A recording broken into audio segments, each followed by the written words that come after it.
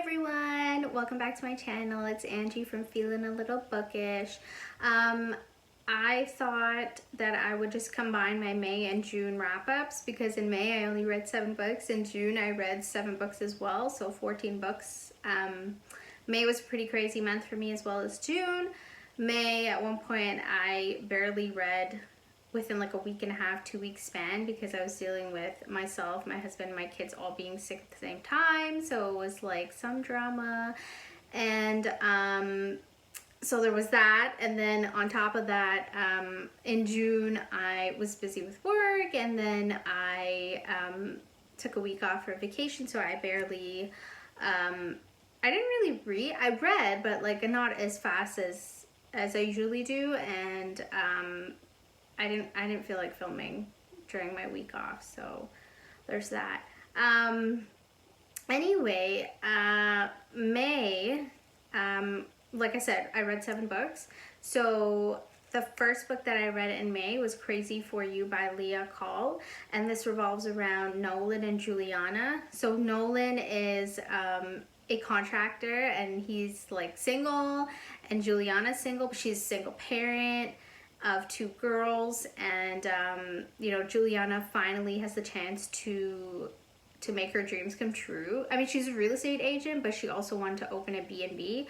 So through word of mouth, she hires Nolan as her contractor, and basically to build her B&B and like work on everything, and they hit it off. And it's a great book. I read another book in the same series, the Annapolis Harbor series by Lea Coll.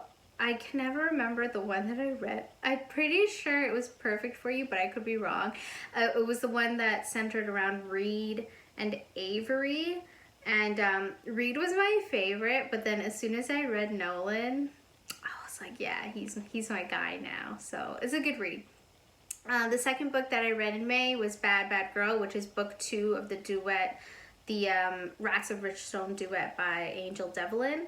So it's a continuation from Bad Bad Boy, and it centers around Phoebe and Liam, and they're just trying to figure out, you know, life going forward after the cliffhanger that ended book 1.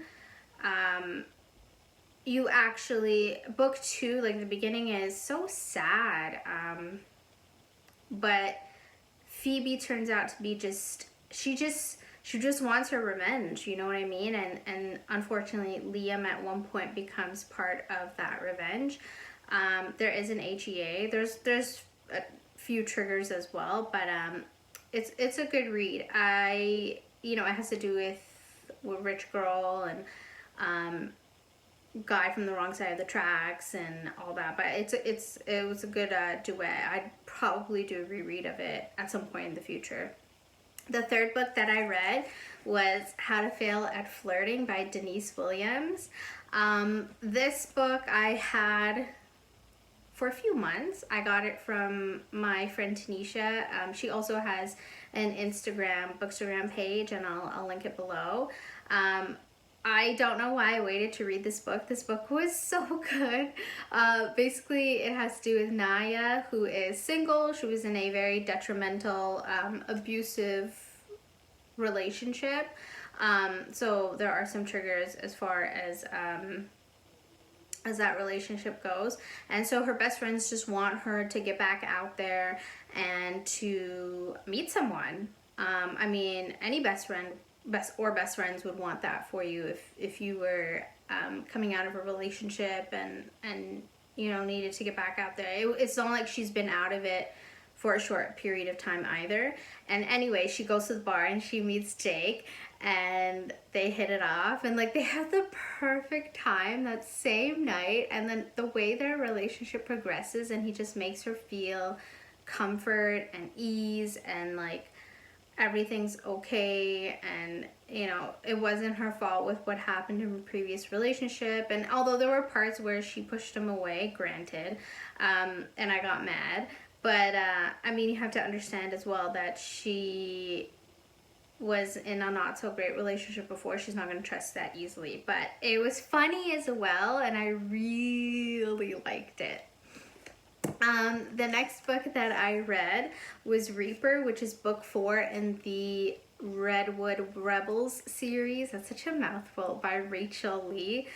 This one is about Zed, who's like the bad boy. Actually, they're all bad, but he's like the worst of the group and has like the most secrets and stuff. And anytime the rest of the guys in the group need something done, they always call on him, like if they can't do it. So yeah, so it centers around him and Vienna, and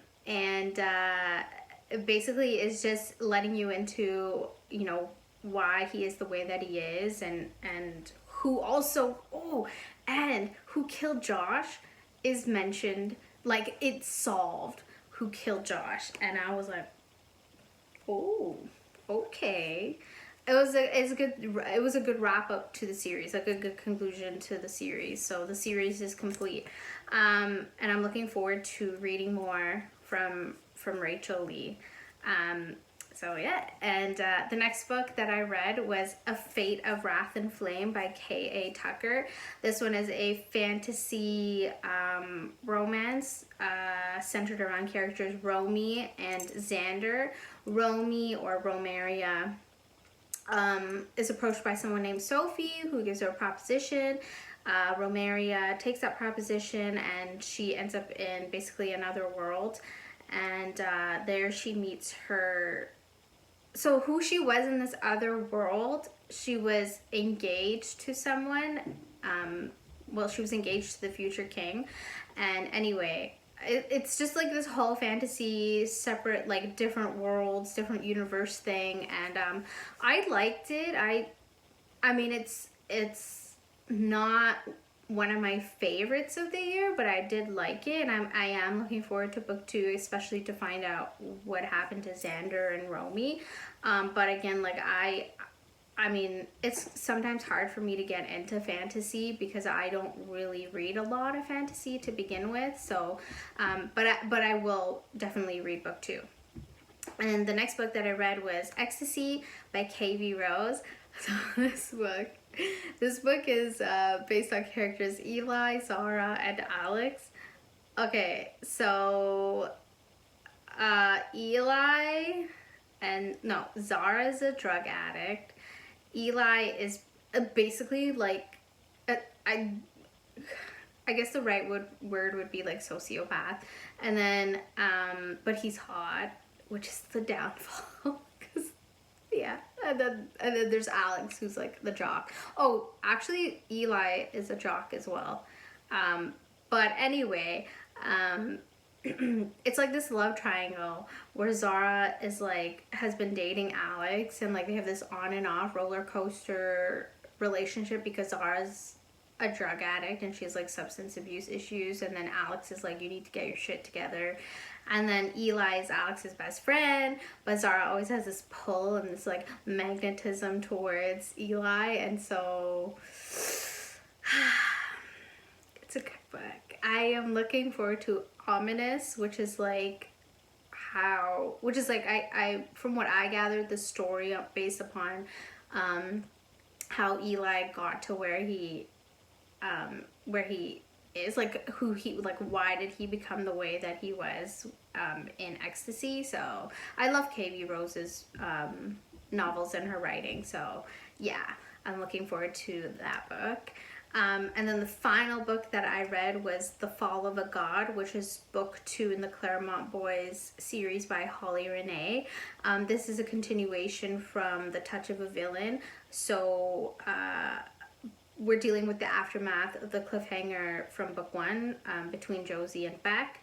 And essentially the book is Beck winning, or trying to win back Josie, because he actually realizes that he loves her and he wants to be with her, but he's hurt her so badly that he doesn't even know if he can come back from this. But and Josie gives him a run for his money. She doesn't make it easy for him at all to win her back, which is amazing, because there's so many books out there where the heroine is like, oh yes, love me, take me, I'm so sorry, you, like, I'm sorry for being mad at you. And it's just like, no, like she like let him know that she hurt him, and sorry, that he hurt her, and like she's not gonna let him off that easily. So yeah, and I'm looking forward to more books from the series because I love all the guys in that series. They're all like really good characters, and Josie's friend as well, and I always forget her name. But I think that's the next book. It's Josie's friend, the one who works at the country club with her, and I think his name is Carson. I could be wrong. Anyway, that's what I read in May. The next book that I read is the beginning of my June wrap-up. So the first book is Tragic Lies by Lea Coll, and it's part of the Rixon High series. I want to say Rixon High. I always get them mixed up because there was a series before this series based on parents. So this is like like next gen, right? So anyway, it centers around Xander, which is he is the brother of, I want to say Cameron, who was like a character in the previous series, and then Peyton, who is the best friend of Holly from book 1. Oh, I always get their names mixed up. I'm so bad with the names.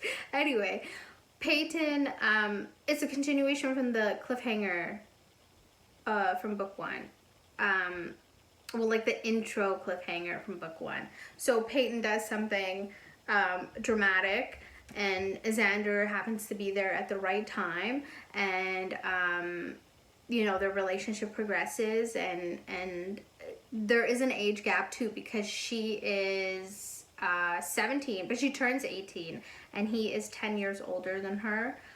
So there's that huge age gap, and then he's like the assistant coach at the high school, and where she's still a student, even though she's a senior. So, you know, he fights the attraction to her. It's not like he just sees her and is like, oh, I you know, I helped her out in that one situation, let me take advantage of this. No, like he's just, no matter how many times she tries to talk to him, he's just like, no. Basically, like, my name is no. That's like, just don't approach me. But you know, it's good. The way that the age gap and the progression of the relationship was done was done really well, and I can definitely appreciate that. And then the second book of June that I read, I'm so excited, was The Takeover by T.L. Swan. Okay. I'm sorry. I'm gonna keep this part of the video because every time I think of this book, I get the giggles. Tristan Miles is like, he's like dreamy, but he's anyway. I wish I had known about this book since last year, and I just never thought that I would like it because it had kids in it. And basically Claire is a single mother. Well, no, she's a widowed mother of 3 boys, and Tristan meets her one day because he's, you know, she has her dead husband's media company, and Tristan, essentially his job, he takes over companies, he fixes them, he like flips them or whatever, and then you know, brings them back to their glory days. And she's like, no, I'm not selling you my company to do this. No, like, this is my husband's legacy, this is my kids' legacy. They're gonna be, you know, it's gonna be theirs. So anyway, they don't like each other from the beginning, but no, he feels this like he likes that she's not falling at his feet, and she just thinks he's like reprehensible. Anyway, they end up in Paris because she goes to a conference and he's the speaker at the conference, and that from that point their relationship completely like kicks off, and like they go through drama and they have their issues, especially when it comes to the kids, but the kids eventually respect him and appreciate him. This book made me laugh, this book made me cry, this book, like, as you could see, I saved so many pages and like quotes and like references in it that I'm obsessed, which is why I had to get the first book in the series, because this is the second one. I had to get the first one because I'm like, if the first one is as good as this one, then yeah, I just cannot wait to read the rest of the series when they come out. T.L. Swan, I love her writing. I'm addicted to it. I cannot wait to read everything in her backlist. And although it was a thick book, you get through it pretty fast. The next book that I read was The Princess I Hate to Love. It's the second book in the Air Affair duet by Iris Morland. It's a continuation from book one, based on Neve and Olivier. So Neve and Olivier are married in this one, and they're just navigating their married life. She's navigating being a royal, which is something that she never had the desire to be part of, and he's navigating a world where he is married and he truly loves her, and he just wants to make it work, and he just wants to keep his royal status as well. So it's a funny read. I actually read it pretty fast. I didn't realize how quickly. I think I read it in like a night. It's a good book. It's sweet, it's funny, it's super sexy. So yeah, you guys should give that duet a chance, especially if you love the whole royal aspect. It's a good one. The next book that I read was Gothikana by Runyx, and this one it was centered around Vad and Corvina, and it's a dark academia themed book. Corvina grew up in a single parent household, so her mom was always taking care of her, but her mom sheltered her essentially from the rest of the world. She homeschooled her. She basically said to her, if you've seen, oh my god, what is it called?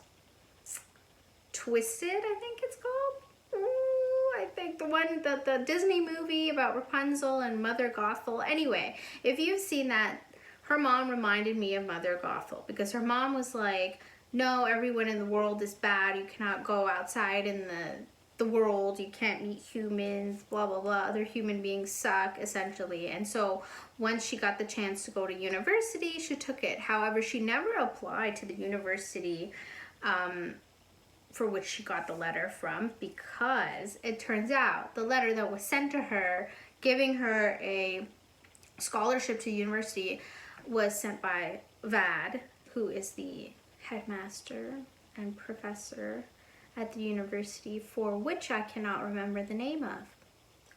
That's not good. Can't remember the name right now off the top of my head. Anyway, the book has a lot of mystery. There is murder. There is like they're witches and like wizards. So, but it's not like inundated with everything paranormal, you know what I mean? So it was good. I enjoyed it. The scenes between Vad and Corvina were amazing. The chemistry is there. I love the whole world. I cannot wait. I wish there would be more books, but I believe it's a standalone. So but if you love that whole gothic dark academia theme, this is definitely for you.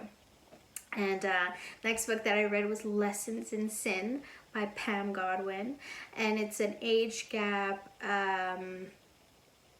story about Tinsley, who is a rich girl sent to a Catholic school, but it's kind of like a boarding school because she stays there, and the headmaster is Father Magnus. And he also happens to be a professor as well.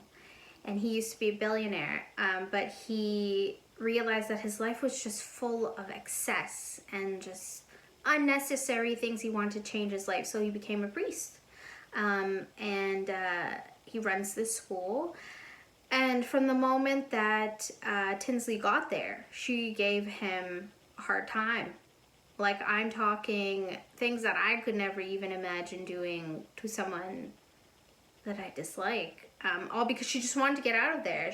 Her mom has plans for her. Her mom is basically sending her to school just for an education. She's not going to do anything with the education because her mom already has her set up with a potential beau. whom she will marry and carry on this life with. And Tinsley's like, no way, I don't want to do that. I actually want to go to school and you know, have a life and go to university after I'm done high school, because she's in her senior year. So, yeah, it's a good book. There were so many tender moments in this book. And okay,